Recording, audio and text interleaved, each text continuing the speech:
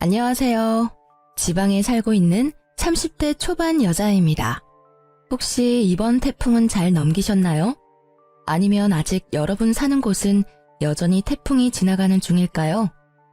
아주 위력이 센 태풍이지만 부디 안전히 큰 피해 없이 지나가길 바라봅니다. 제가 사는 곳은 하루 지나자 바람이 사그라들고 언제 그랬냐는 듯 날이 겠습니다. 오늘 들려드릴 제 사연도 지금 날씨랑 비슷한데요. 전 남편이라는 태풍에 하마터면 휩쓸려 갈 뻔한 제 과거 이야기 한번 들어보시겠어요? 오늘 사연을 적으면서 제 인생을 쭉 돌이켜봤는데요. 저도 모르게 눈시울이 붉어지더라고요. 제가 기억이 가물가물한 아주 어렸을 때부터 저희 부모님은 자주 다투셨습니다. 가정 불화는 주로 돈 문제였던 것 같습니다. 그러다 초등학생 때 아버지가 지병으로 돌아가시고 어머니는 기다렸다는 듯이 집을 나가셨습니다. 야속하게도 어린 저만 혼자 두고요. 아버지 장례식장에서 만난 친척들은 모두 악마 같았어요. 어린 제게 앞으로 고생길이 훤히 보인다는 둥 자기들은 절대 맡아서 키울 생각 없다며 못난 말도 면전에 대고 하셨었죠. 어린 제가 키워달라고 안겨 붙을까봐 더 못되게 그랬을까요? 장례식 끝날 때까지 그 누구도 혼자인 제게 괜찮냐며 손 내밀어준 사람은 없었습니다. 홀로 아무도 없는 집에 돌아간 그날의 상처는 아마 영원히 지울 수 없을 겁니다. 부모님 두 분 다 재산이랄 게 크게 없는 집이었어요. 그런데 아빠의 부조금마저도 어린 제게는 허용되지 않았나 봐요. 그나마 왕래하며 가깝게 지냈던 건 고모였는데요. 고모라는 인간은 제게 단돈 2만 원만 쥐어주고 부조금을 모조리 들고 사라졌습니다. 지금까지 죽었는지 살았는지 모릅니다. 어린 저는 경제 감각이 없으니 그때 고모가 쥐어준 2만 원이 되게 크게 느껴졌어요. 고모는 그래도 조금은 날 좋아하는구나 착각 들 만큼요. 하지만 금방 집에 먹을 것도 동나고 돈도 떨어진 저는 그렇게 며칠을 혼자 굶었습니다.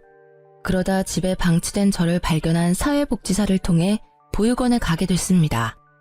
보육원에 있다가 또 언제 혼자가 될지 모르고 밥을 먹을 수 있는 마지막 기회일지 모른다는 바보 같은 생각이 들더라고요.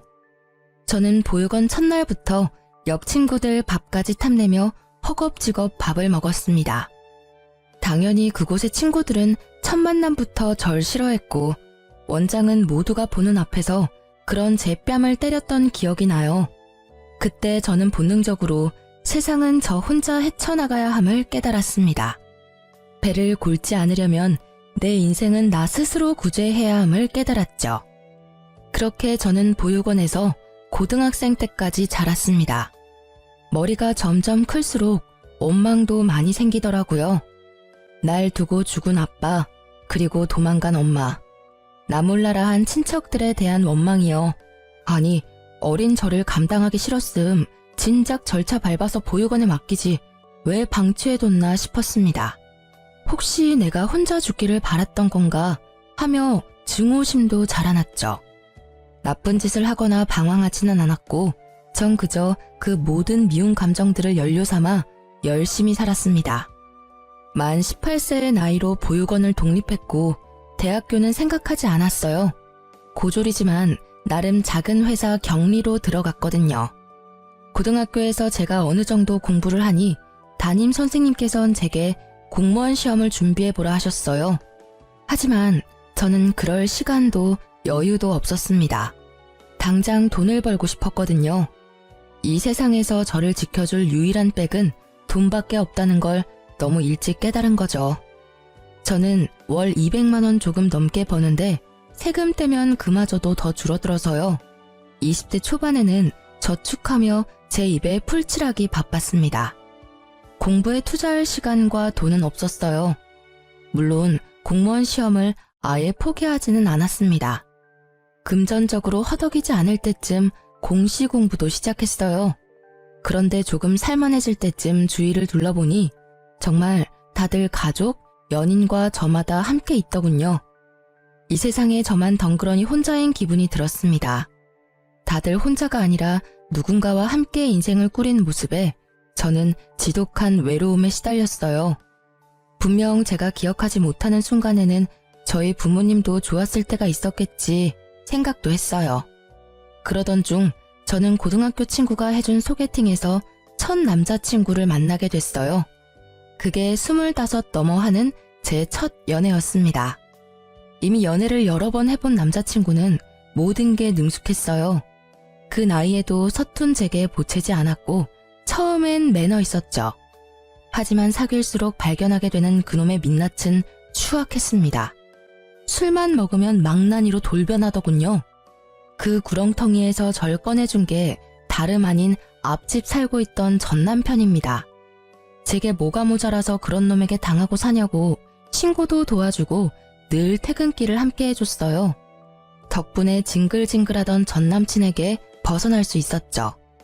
아무도 제게 손을 내밀지 않던 제 세상에 먼저 손 내밀어준 남편이 너무 고마웠어요. 게다가 그 사람은 술, 담배는 입에도 안 댔어요.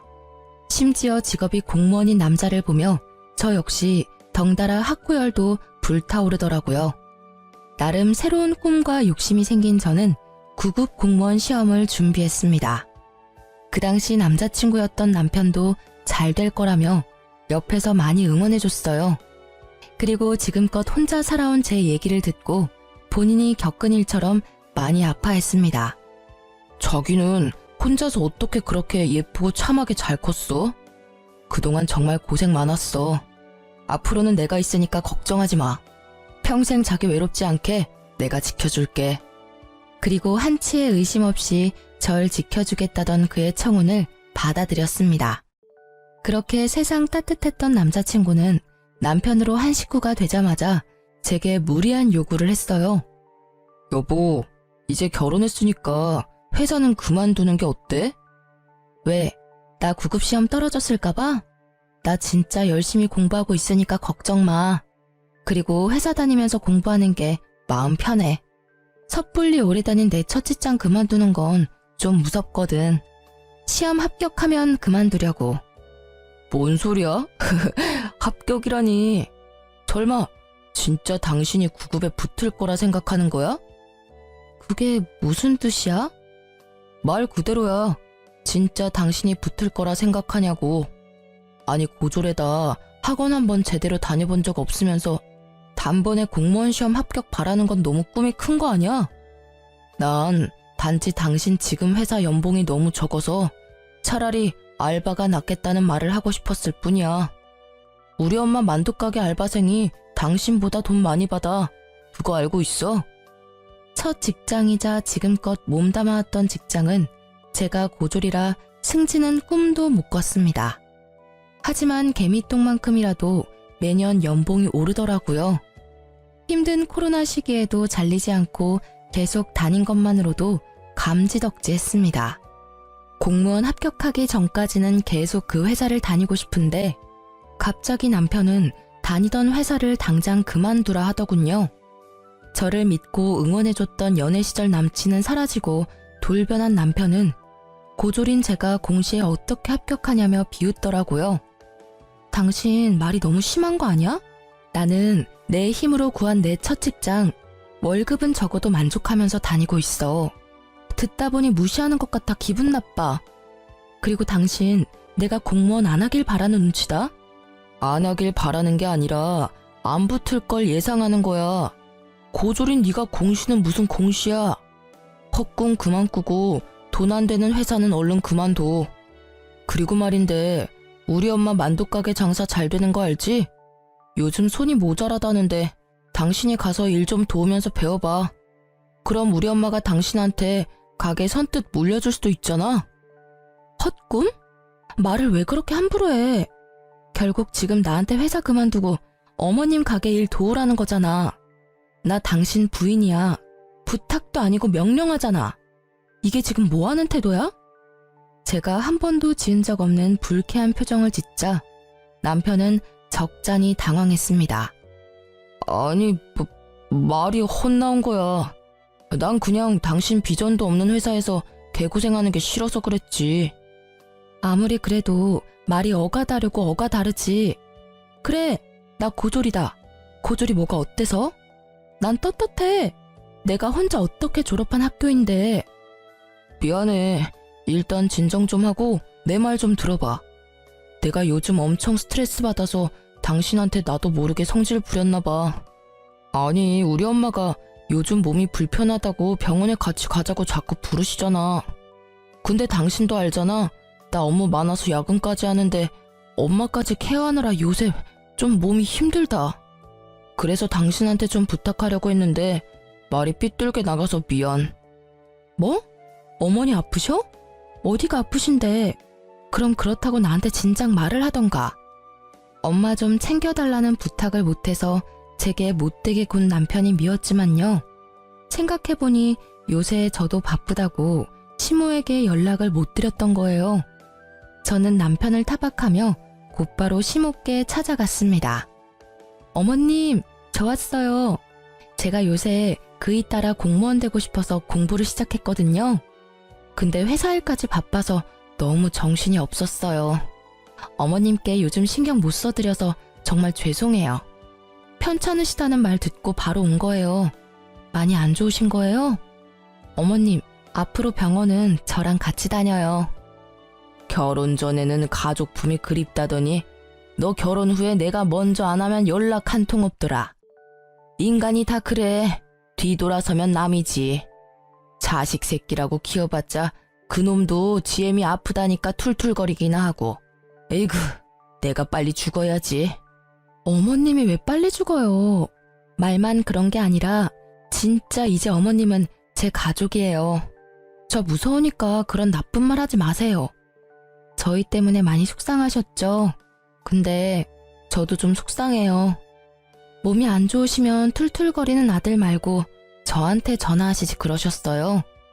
제가 불편해할까봐 안 하셨죠? 저 괜찮으니까 앞으로는 무슨 일 생기면 무조건 저한테 전화 주세요. 아셨죠? 이그, 너 지금 내 가게 보고 나한테 아양 부리는 거지? 이 가게 어차피 너 물려줄 생각 없으니 꿈도 꾸지 마라. 어머님, 저도 만두 빚으면서 평생 살기 싫거든요. 저는 제가 좋아하는 일 하면서 살 거예요. 당분간만 도와드리는 거니까 월급은 제가 전에 있던 직장보다 많이 주셔야 해요. 뭐? 회사를 그만뒀어? 네, 저 회사 그만뒀어요. 글쎄, 쥐꼬리만한 월급이라고 남편이 바가지로 엄청 긁어대더라고요. 지는 뭐 벌면 얼마나 번다고? 혹시 나 때문이냐? 너 어떻게 들어간 회사인 거 내가 들어서 뻔히 아는데. 맞죠? 어머님, 그 사람 진짜 너무해요. 그러니까 저 남편보다 월급 더 많이 주셔야 해요. 사실 회사는 저 승진시켜줄 생각도 없는데 계속 붙잡고 있었던 것도 뭐 제 자격지심이죠. 제가 처음으로 이뤄내고 지켜낸 자리니까요. 하지만 지금 내려놓아도 저는 괜찮아요. 그 회사보다 전 어머님이 더 중요하거든요. 그 대신 저 꼭 어머님이랑 같이 지내면서 공시도 합격할 거예요. 뭐 그건 네가 하는 거에 달려있지. 처음엔 못된 말만 하는 시모 때문에 무척 속상했어요. 하지만 말만 퉁명스럽게 할 뿐이지 시모는 정말 따뜻한 분이셨어요. 결혼해서 남편과 함께 효도하겠다던 제가 그동안 무심했던 건 사실이었죠. 그래서 서운했던 게 생각 안 나게 시모께 더욱 잘해드리려 노력했습니다. 그렇게 저는 일주일에 한 번 시모 병원을 따라다니면서 평일에는 만두가게에서 일했어요. 저는 어머님의 재산이 얼마인지 그 작은 만두가게의 가치가 얼마인지 잘 몰랐는데요. 같이 지내다 보니 어머님이 꽤 여유가 있으신 분이란 걸 알았어요. 어머님께서는 원래 제 연봉을 물으시더니 딱 그 연봉의 2배는 좋게 넘게 주셨어요. 제가 하는 일이라곤 만두 빚는 것 뿐이었어요. 만두소는 어머님께서 직접 만들고 만두는 직원들과 함께 빚었습니다. 직원이 많아서 힘에 부치지도 않더라고요. 당일 만들어 당일 소진하는 만두는 오픈하자마자 매일 빠르게 품절됐어요. 그래서 저는 오전에 잠깐 근무하고 덕분에 공부할 시간도 많이 벌었습니다. 어머님도 저와 같이 지내다 보니 마음이 풀리셨는지 전보다 저와 엄청 사이좋게 지냈어요. 어머님은 제가 쉬는 날이면 매주 꼭 예쁜 만두를 빚어서 보내주셨어요. 아들 말고 며느리 먹으라고 순수 빚어주신 거였어요. 그리곤 어머님은 항상 덕담을 잊지 않으셨습니다. 예쁜 만두 먹고 예쁜 손주 보렴. 그건 살면서 처음 느껴보는 따뜻함이었습니다. 친엄마보다 시모가 더 엄마 같다는 생각이 들었어요. 남편이 제게 회사를 그만두라고 엄청 못되게 굴었었잖아요. 그 이후로는 자기 대신 어머니를 챙겨줘서 고맙다고 제 손을 꼭 붙잡고 울먹이며 말했습니다. 저번에 보졸이 어떻다니 당신 상처받게 해서 진짜 미안해. 정말 내가 이 은혜는 평생 안 잊을게. 당신이 엄마한테 해준 만큼 내가 2배, 3배 잘할게. 너무 고마워. 당신 덕분에 우리 엄마가 요즘 행복해 보이셔. 남편이 굳이 뭘 더 노력하지 않아도 어머님이랑 모녀처럼 지내는 시간이 저도 행복했어요. 더도 말고 덜도 말고 지금이 딱 행복하다 느꼈던 순간이었죠. 각자의 역할을 해내며 서로를 보살피는 가족 구성원.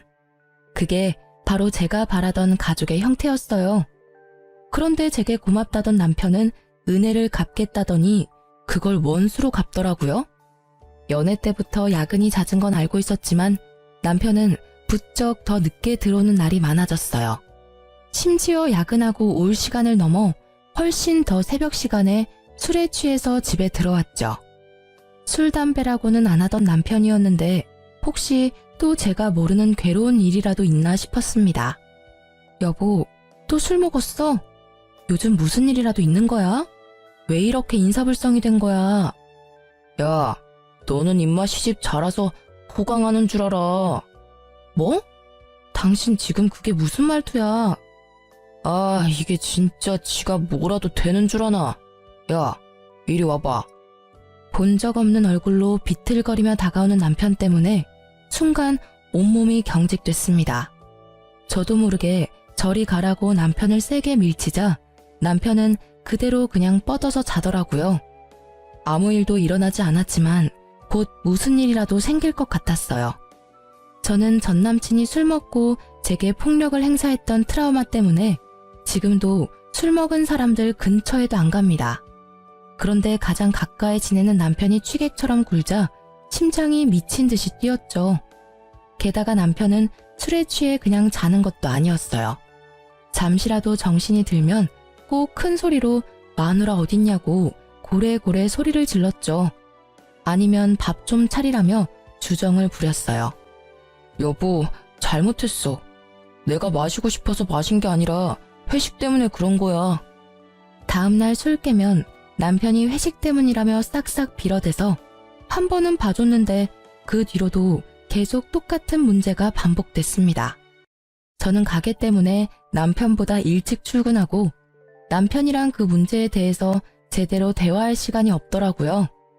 그렇게 제가 얼렁뚱땅 넘어가니 점점 더 선을 넘는다 싶었죠. 저는 처음엔 술 취한 남편이 무서웠는데 몇 번 반복되니 점점 속에서 열불나서 참을 수 없었습니다. 야, 너만 소리 지를 줄 알아? 남편이 또 술에 취해 들어와 난동을 부리길래 전 똑같이 남편에게 소리를 질렀어요. 그러자 남편은 살벌한 얼굴로 식탁 위에 물잔을 잡더라고요. 그리고 남편은 제게 물을 뿌렸습니다. 유리잔은 그대로 싱크대에 던져버려서 깨졌고요. 저는 물에 젖은 생쥐꼴로 바들바들 떨며 어머님께 전화했습니다. 그때는 이상하게 경찰보다 시모가 더 먼저 떠오르더라고요. 제 연락에 택시를 타고 한달음에 달려온 어머님이었어요. 어머님. 아니, 너 괜찮냐? 잘밤에 머리가 다 젖었네. 어딨어? 내 며느리 울린 이 못난 놈 어딨냐? 어머님은 세상 모르고 잠든 남편에게 쌍심지를 켜시곤 다가갔어요. 어머님은 냉장고에서 꺼낸 물병 뚜껑을 열고 자는 남편에게 그대로 들이부으셨어요. 차가워. 누구야? 누구긴 네 애미다 이 썩을 놈아. 엄마? 땡수 마찰하니 지 애미는 알아보구나. 근데 왜 네 색시를 못 알아봐? 어디 술 취했으면 곱게 잘 것이지 내 며느리를 괴롭혀? 내가 또 술 먹고 실수했대요. 아니, 당신은 그렇다고 지금 시간이 몇 시인데 엄마를 불러. 뭐? 또? 이따위로 인사불성된 게 한두 번이 아니었단 말이지? 너 이 자식 애미가 우스워? 어디 내 앞에서 큰 소리야? 아니, 어디 너만 사회생활하냐? 응? 네 부인은 시모 뒷바라지 한다고 매일 얼마나 힘든 줄 알아? 사실은 어머님이 일을 덜 시키면 덜 시키셨지 저는 만두가게 일이 힘들지 않았거든요. 하지만 남편 앞에서 저를 두둔하기 위한 못된 시어머니를 자처하셨죠.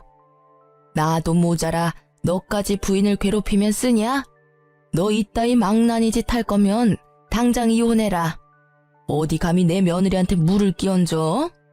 내가 시집살이 시킨다고 너까지 지금 네 부인을 무시해? 너 지금은 물잔이지? 나중에는 네 손에 뭐가 들려있을지 앞날이 훤히 보인다. 엄마, 무슨 말씀을 그렇게 하세요?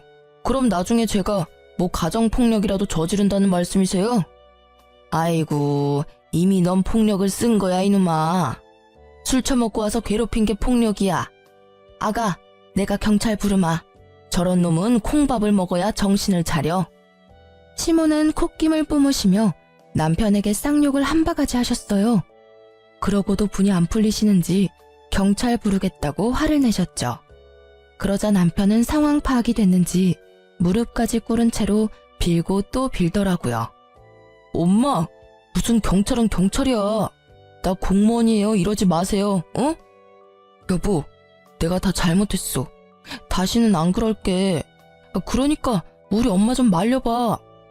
저놈 사과하는 꼬라지 봐라. 그게 사과냐? 아가, 일단 우리 집으로 가자. 우리 집 가서 넌 내 집이다 생각하고 너 하고 싶은 대로 살아. 그리고 이혼을 할지 결정하렴. 저놈 하는 짓은 내가 못 봐주겠다.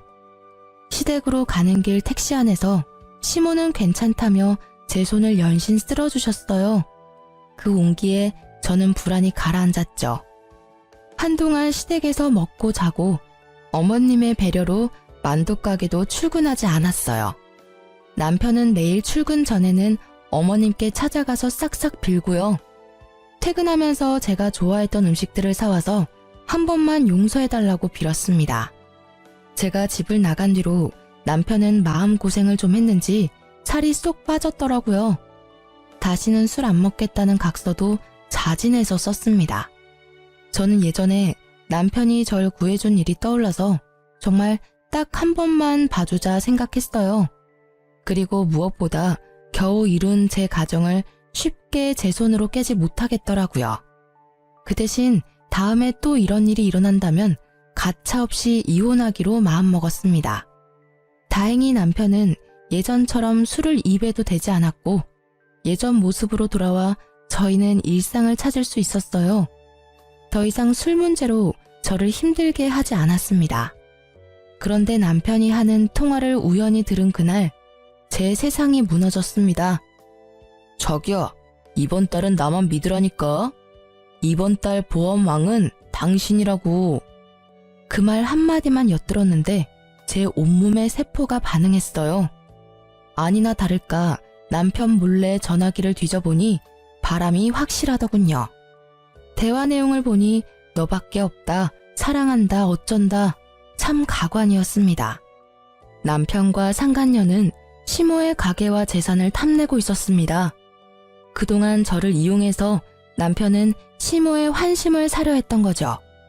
모든 사실을 알게 된 저는 분노했어요. 겉도 모자라 상간녀와 함께 시모의 명의로 억대의 사망보험금을 받을 수 있게 작전을 짜고 있더군요. 제가 알고 있다는 걸 모르던 남편은 뻔뻔하게도 이러더군요. 여보, 우리 엄마 내 말은 안 들으니까 당신이 엄마 좀 설득해서 생명보험이랑 이것저것 들어놔. 내가 잘 아는 설계사가 있거든? 상담 받아보니까 지금이라도 보험 열심히 들어놔야겠더라. 엄마가 아무리 여유가 있다고 하셔도 그건 엄마 노후 자금이고 나중에 우리 물려줄 재산이시잖아. 아프실 때 돈은 따로 준비해야 한대. 그리고 사망보험금이 있어야 우리 상속세 부담도 덜 수 있다더라. 저는 남편이 저를 배신한 것보다 낳아주고 키워준 시모를 배신한 게 더 화가 났어요. 처음엔 조용히 이혼하려고 했어요. 하지만 항신소까지 의뢰해서 증거를 수집한 이유는 단 하나, 시모를 지키기 위해서였어요. 남편이 상간녀와 꾸미는 계획이 너무 괘씸하잖아요. 저는 어느 정도 증거를 다 수집하고 남편에게 이혼 통보하기 전 시모에겐 모든 사실을 다 털어놓았죠. 아무것도 모르고 계시면 어머님도 상간녀와 남편에게 눈 뜨고 코 베일 수 있는 상황이었으니까요. 어머님은 제 생각보다 훨씬 더 강인하셨고 단단하신 분이었어요. 오히려 상처받았을 저를 더 걱정하셨죠. 비장한 얼굴의 시모는 제게 딱 한마디만 하셨어요. 아가, 비위상해도 조금만 참아라. 내가 다 해결하마. 어머님은 말씀 따라서 저는 가만히 있었어요. 그런데 도저히 남편과 한 집에 못 있겠더라고요. 이런저런 핑계를 대며 시댁에서 지냈어요. 그리고 대망의 참교육 날이 다가왔습니다. 어머님은 직원들 모두 휴가를 보내주시곤 보험에 대한 설명을 직접 듣고 싶다고 상간녀를 만두가게로 불렀습니다. 상간녀는 저와 비슷한 또래였습니다. 화장기 없는 저와는 다르게 아주 예뻤어요. 막상 마주하니 저는 제가 죄인도 아닌데 괜히 주눅이 들었죠. 그걸 눈치챈 어머님은 기죽지 말라며 제 등을 여러 번 쓰다듬어 주셨어요. 그리고 신나서 열심히 설명하는 상간녀에게 어머님은 대놓고 물으셨어요. 그쪽은 보통 상품을 팔 때 연애도 하는 겁니까? 네? 어머님, 그게 무슨 말씀이신지. 누가 네 어머님이야? 야, 이 몹쓸 거사. 어디 팔라는 보험은 안 팔고 다른 걸 팔고 있어? 무슨 소리시냐고요? 얘 끼놈아. 뭔 소린지 몰라서 물어? 상간녀는 얼굴이 붉어져서 벼랑간 소리를 꽥 지르더라고요. 이내 뭔가 눈치를 챘는지 자리에서 일어난 상간녀를 시모는 가만두지 않으셨어요. 왜 이러세요? 이거 놓으세요. 상간녀의 머리채를 순식간에 잡아챈 어머님은 만두소를 비비듯 상간녀의 머리를 허공에 마구 비비셨어요. 너, 네가 일하는 보험회사에 당장 같이 가자. 앞장서. 내가 내 아들이랑 너랑 바람난 거 회사에 항의하려니까. 어디 감히 되도 않는 꿍꿍이로 접근했어? 뭐 내 가게를 받아서 홀라당 팔아먹겠다고? 그것도 모자라서 내가 죽으면 그 돈으로 내 쓰레기 같은 아들이랑 호의호식하겠다고? 아니 인연 이거 상간녀 주제에 꿈도 크다.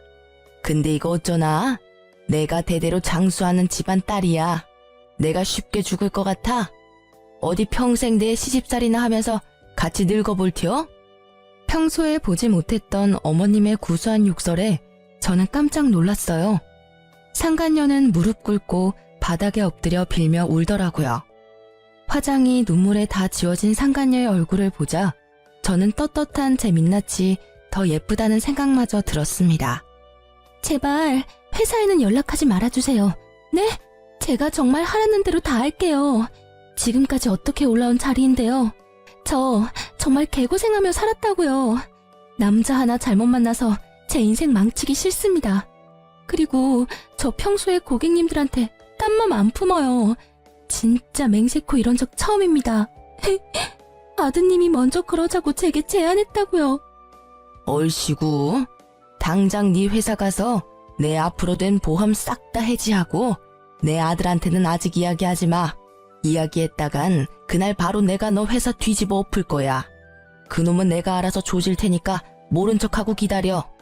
네 최후는 어떻게 할지 내가 고민해 볼 테니까. 애초에 어머님 보험은 아직 들지도 않았어요. 다만 사모님 보험은 몇 개 들었거든요.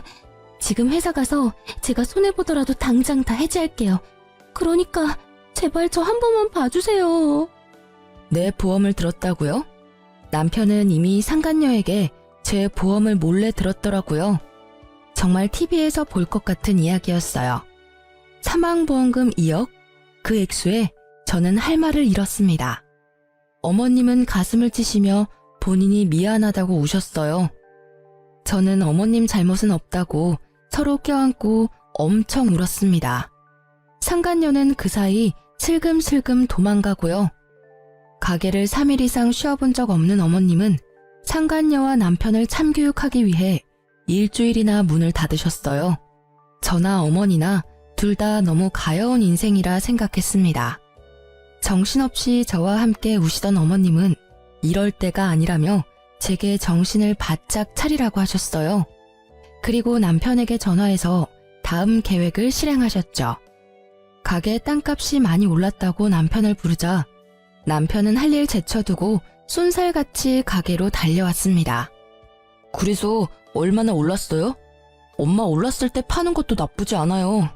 솔직히 엄마 이제 늙으셔서 앞으로 얼마나 장사하실 수 있을지 모르잖아요. 차라리 여기는 정리하고 우리 월세로 옮겨서 가게 다시 열어요. 네? 아무것도 모르는 남편은 싱글벙글한 얼굴로 가게 땅값이 얼마나 올랐냐고 묻더라고요. 아니, 떡줄 사람 생각도 안 하는데 혼자 침까지 튀기며 흥분하는 남편 놈을 보는데 당장 멱살을 잡아 올리고 싶었어요. 하지만 꾹 참고 어머님의 행동을 지켜보기로 했죠. 그러자 어머님께서는 잡아먹을 듯한 표정을 하시곤 남편에게 이혼 서류에 도장을 찍으라 하셨어요. 이혼 서류다. 긴 말 말고 도장 찍어라. 너네 둘 갈라서 나 그동안 많이 참았다. 며느리 예쁘게 보려고 노력했어. 하지만 도대체 정이 안 가는 걸 어떡하니?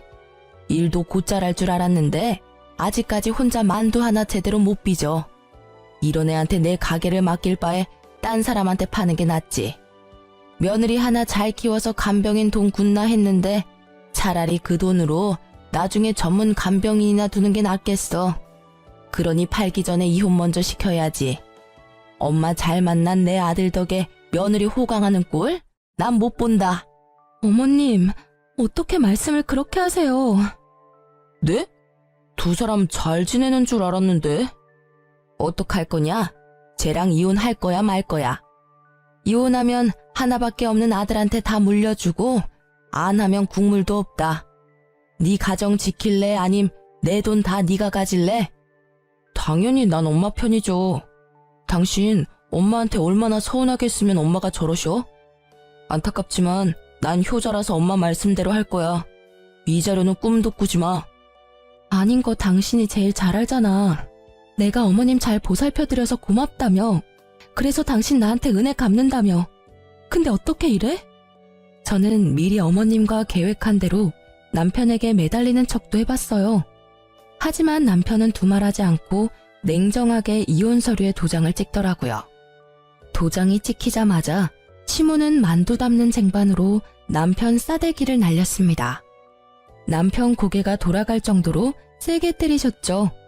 그러자 턱을 붙잡고 남편은 소리쳤어요. 엄마, 왜 이러세요? 갑자기 미친 거예요? 이런 썩을 문디 자식이 아주 지그 아빠랑 똑같네. 아주 똑배 닮아서 조강지처 눈에 피눈물 흘리게 하네. 남편은 무슨 일인지 파악하느라 두 눈을 요리조리 굴렸어요. 저는 상간녀에게 전화를 걸어 남편에게 내밀었어요. 받아봐. 누군데? 여보세요? 고객님, 저예요. 그동안 사모님 몰래 들어놓은 보험 계약은 다 해지됐습니다. 보험료 냈던 건 전부는 못 돌려받아요. 받을 수 있는 건 전부 사모님한테 입금해 놓겠습니다. 야, 이 미친. 뭐라고? 남편은 상간녀의 목소리를 바로 알아보더라고요. 남편 놈은 그제서야 상황을 눈치챘는지 시모와 제게 번갈아가며 손이 발이 되도록 빌었습니다. 이혼 도장 순순히 찍어줘서 정말 고마워. 여보, 오해야. 그런 거 아니야. 엄마 진짜 아니에요. 저 보험 사기꾼이 저한테 접근해서 속은 것 뿐이에요. 야, 맘 같아선 네 재산, 네 직장 다 뺏고 싶은데 더러워서 손도 대기 싫어서 가만히 있는 거야. 그러니까 그 입 다물어. 어머님이 널 어떻게 키워주셨는데 이래? 아가, 저런 쓰레기랑 더 말 섞을 필요도 없다. 너 당장 짐 싸서 우리 눈앞에서 사라져라. 난 이제 아들 따위 없는 걸로 하마. 엄마, 왜 이러셔 진짜. 소미 네가 이제부터 내 딸 해라. 어머님. 내가 너 입양 절차 알아봤다. 자, 서류 받아라. 너도 마음의 준비할 시간이 필요할 테니 잘 생각해봐라. 이놈이랑 이혼하고 나한테 와. 내가 너 꽃길만 걷게 해줄 테니 이제부터 모든 재산 권리는 우리 소미한테 줄 거야. 어머니, 정신 차리세요. 노망 났어요? 얘는 피 하나 안 섞인 남이라고요. 너 엄마를 어떻게 구워 삶은 거야? 어머님의 폭탄 발언에 남편 놈은 눈을 희번덕거리며 제게 달려들었죠. 시모는 기다렸다는 듯 경찰에게 연락했어요. 여보세요? 거기 땡땡 경찰서죠? 여기 땡땡 만두집인데. 응, 나야 나 송 사장. 아, 웬 망나니가 와서 가게를 쑥대밭으로 만들고 있잖아. 얼른 와봐. 엄마, 누가 네 엄마야 이 자식아? 엄마가 어떻게 이래? 자식한테 어떻게 이러냐고. 남편을 혼내는 어머님의 몸이 미세하게 떨리는 걸 알고 저는 급하게 남편을 가로막고 말했습니다. 너야말로 자식이 어떻게 그래? 상간녀랑 보험 사기단으로 잡혀가고 싶지? 나도 모르는 보험 가입한 거 문제 안 될 줄 알았나 봐. 어머님 앞에서 더 추한 꼴 보이지 말고 얼른 꺼져. 남편 놈은 정말 땅을 치며 발악하더군요. 그래봤자 그놈에게 더 이상 남은 거라곤 아무것도 없었어요. 경찰이 오고 이댁 아드님 아니냐고 묻는데 어머님은 외면했습니다. 그래, 못난 내 아들 맞아. 데리고 있다가 정신 차리면 훈방 조치 부탁해. 가게에서 난동 부린 건 사실이니까. 기운이 다 빠진 남편은 더 이상 제게도 시모에게도 달려들지 않았습니다. 조용히 경찰을 따라가더군요. 너무 큰일을 겪으셔서 혹시나 쓰러지실까봐 저는 내내 어머님 곁을 지켰네요. 어머님은 아들에게 보여주기식이 아니라 정말 저를 입양할 계획이셨어요. 난 정말 소민이가 내 딸 같아. 우리가 이런 인연으로 엮였지만 안 좋게 끝내고 싶지는 않구나. 난 진심으로 널 가족이라 생각한단다. 어머님 마음 저 잘 알아요. 누가 뭐래도 저 어머님 가족이에요. 저 사람이랑 이혼했더라도 여전히 어머님은 제 어머님이세요. 하지만 저 어머님 딸로 들어가면 저 사람이랑 남매인 거잖아요. 저 죽어도 그건 싫어요. 어머님이랑 저 서류상으로 아무 사이는 아니지만 가족같이 지내잖아요. 계속 지금처럼 지내면 안 될까요? 가족이 되면 더 많은 것들이 내게 돌아갈 텐데 난 그게 아쉬운 거야. 소미, 넌 아쉽지 않니? 어머님, 저는 지금도 좋아요. 시모는 제가 끝끝내 입양은 만류했더니 살짝 서운해하셨죠.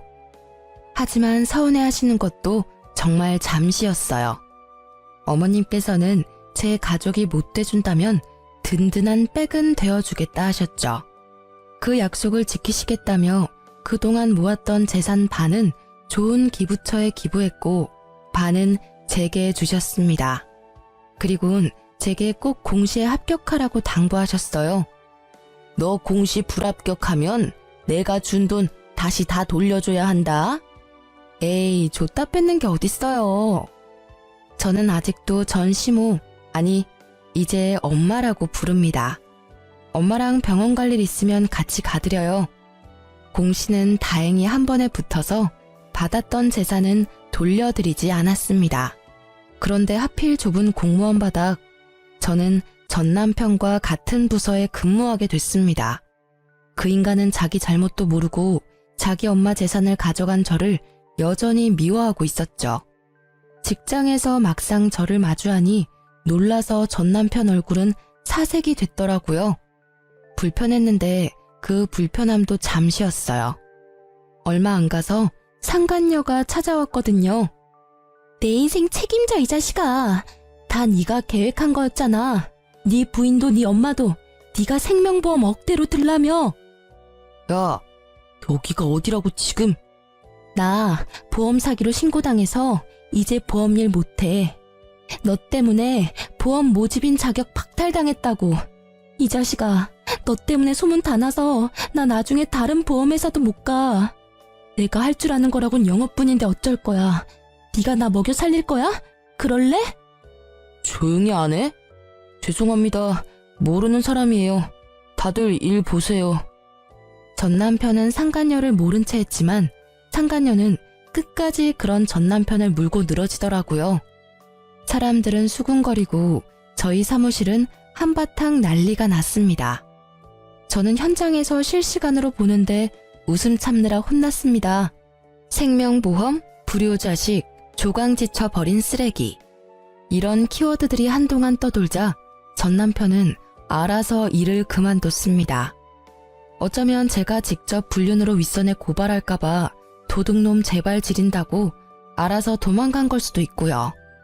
그래도 그렇게 아무 준비 없이 홧김에 또 공무원 그만두고 저놈 후회하겠구나 싶었는데요. 역시나 제 예상이 맞았습니다. 공무원 그만두고 할 줄 아는 거 없는 전 남편은 퇴직금을 탕진하고 엄마한테 찾아왔다고 합니다. 엄마한테 들은 내용 그대로 전달해 드릴게요. 엄마, 저 돈 좀 보태주세요. 제가 진짜 기가 막힌 사업 아이템 발견했거든요. 엄마 아들 공무원 시험도 단번에 붙고 엄청 똑똑한 거 잘 알잖아요. 누가 내 아들이요?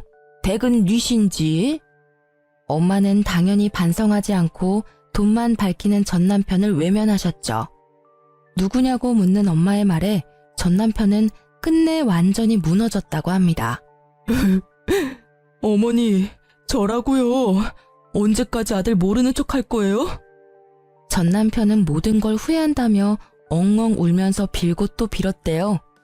돈이고 뭐고 필요 없으니 제발 아들 모르는 척하지 말아달라고요. 엄마는 그런 전 남편에게 이렇게 말씀하셨대요. 네가 다시 네 손으로 어떻게든 일어나면 내가 그땐 너 아는 척이라도 해주마. 내가 너라는 놈을 낳은 죄가 있으니 그땐 내 벌 달게 받아야지. 전 남편은 그렇게 아무 소득 없이 돌아갔다고 합니다. 동네가 워낙 소문이 빨라서요. 소문 들어보니 전 남편은 어느 고깃집에서 일하고 있다더군요. 그놈이 한 짓거리들 생각하면 분해서 더 벌받기를 원했지만요. 낳아주고 길러준 어머니가 자신의 가족이길 거부하는 것 자체가 그놈이 받는 가장 큰 벌 아닐까 생각합니다. 앞으로도 전 엄마랑 자주 왕래하며 살 거예요. 물론 전 남편 놈이 개과천선해서 돌아온다면 아무래도 엄마랑 예전처럼 편히 만날 수는 없겠죠. 이런 제 마음을 꿰뚫어 보시고 엄마는 이렇게 제게 말씀하셨어요. 걔랑은 나도 예전처럼 못 지낸다. 아무리 내가 낳고 길러놓은 자식이라지만 그 시커먼 무서운 속내를 전혀 몰랐잖니. 앞으로도 뭘 믿고 그놈을 보듬겠니? 그러니 너도 너무 걱정 마라.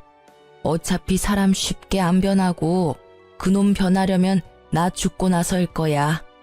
그리고 어차피 나 이제 가진 것도 없어. 이 몸뚱이 뿐이야. 만약 나한테 빌붙으려고 한다면 내가 역으로 저놈한테 빌붙어야지 뭐. 엄마도 참.